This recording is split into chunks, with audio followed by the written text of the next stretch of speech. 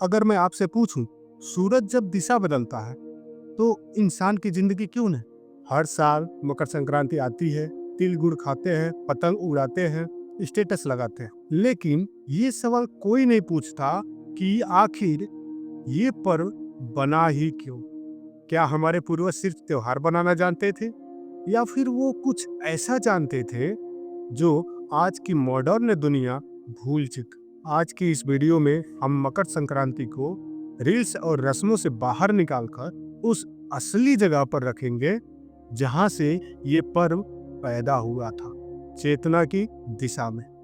आज इंसान उलझा हुआ है, काम करता है लेकिन दिशा नहीं जानता, भागता है लेकिन कहाँ ये नहीं जानता। और यही सबसे बड़ा संकट है। सनातन धर्म का हर पर्व इसी संकट का उत्तर है, मगर समस्या ये है कि हमने उत्तर को एक रस्म बना दिया और प्रश्न को भूल गए।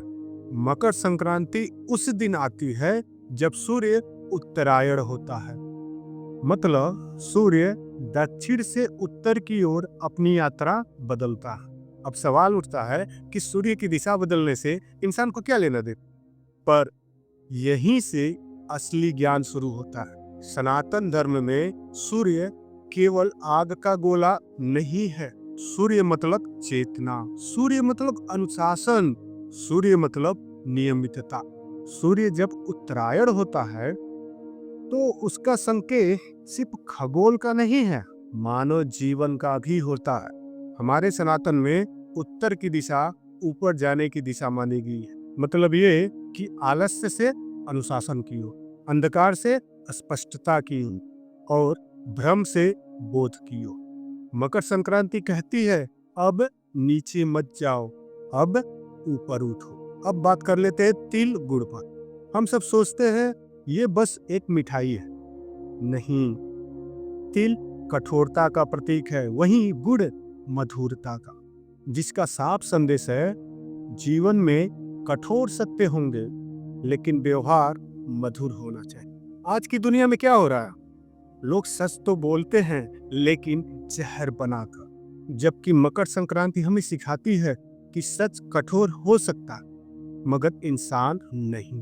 अब खुद से पूछिए, क्या आपकी जिंदगी पिछले साल से ऊपर गई, या वही गलती, वही सोच, वही एक्सक्यूज? अगर सूर्य हर साल दिशा बदल सकता है तो इंसान क्यों नहीं? यही प्रश्न मकर संक्रांति पूछती है।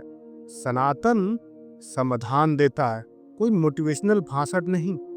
पहले समाधान की बात करें तो मकर संक्रांति कहती है भागना आसान है लेकिन सही दिशा चुनना बहुत मुश्किल होता है। और दूसरा समाधान बहुत प्रैक्टिकल है लेकिन हम उसे भूल चुके।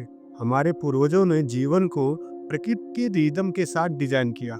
मकर संक्रांति के आसपास सूर्य उत्तरायण होता है और यही वो समय है जब शरीर और मन धीरे धीरे एक्टिव होता है। यही कारण है कि इस समय उपवास, दान और डिसिप्लिन पर जोर दिया जाता। सनातन कहता है हर मौसम में सेम इंटेंसिटी मत रखो। सर्दी का काम है भीतर जमा करना और उत्तरायण का काम है धीरे धीरे बाहर निकलना, एक्शन में आना।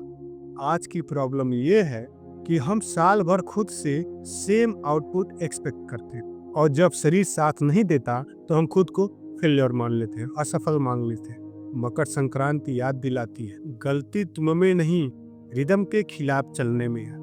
तीसरे समाधान में बताया जाता है कि मकर संक्रांति मतलब ट्रांजिशन, परिवर्तन। हर ट्रांजिशन पर खुद से सवाल करो, क्या मैं पहले से बेहतर हुआ? आजकल लोग कहते हैं कि सनातन धर्म आउटडेटेड हो चुका है, हम मॉडर्न दुनिया में जी रहे हैं तो सनातन धर्म क्यों फॉलो करेगा? पर सच ये है कि सनातन टाइमलेस, उसका टाइम का आने जाने से कोई फर्क नहीं पड़ता। सनातन मतलब शाश्वत है, जो सर्वथा सत्य है।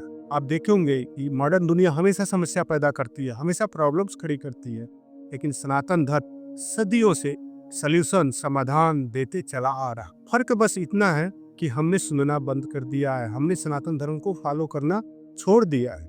अगर ये वीडियो आपको सोचने पर मजबूर करे तो समझ लीजिए मकर संक्रांति ने अपना काम कर दिया।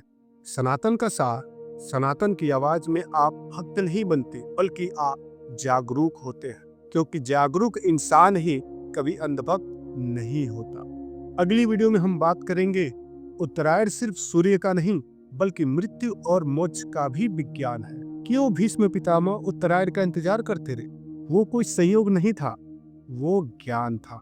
अब वो समय आ गया है कि जब हम मकर संक्रांति की केवल शुभकामनाएं न दें, बल्कि साथ में हम मकर संक्रांति की समझ भी दुनिया में फैलाएं, दुनिया में विकसित करें, क्योंकि दिशा बदले बिना जीवन नहीं बदलता।